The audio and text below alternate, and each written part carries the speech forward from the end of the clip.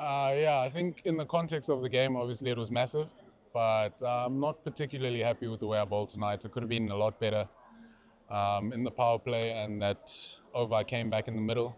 But obviously the game's never over until, the fat lady sings. So the guys were telling me I've still got a big over to bowl, and I knew obviously the game was on the line. Yeah, and then, just focus on what I do best, and, that's slow balls and bounces. And it worked out well, so I'm very happy.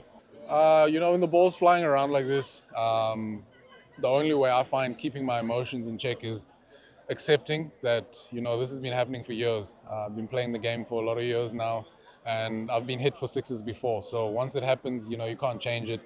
Move on to the next ball. That's the best way to deal with it. Obviously, emotions are high when you're out in the field. I just needed to go take a moment by myself down there at fine leg, calm it down, think clearly about my next plan and how I was going to execute that. But yeah, that's pretty much how I try to stay in the game. Yeah, the message was the cutters were gripping in the wicket. There was a bit of shape with the ball, so we could hold length for as long as possible. And that's, I think, why I'm not smiling as much. I think I let myself down in that, and I pride myself on hitting a good length, swinging the ball. And I went away from that in the power play, so that's upsetting. But that was the message that came back. It was pretty clear. You can hold length, and then your cutters are going to work. And then obviously, if you put under pressure, use the big side. No, I definitely didn't know it was the first hat trick in the Betway SA20.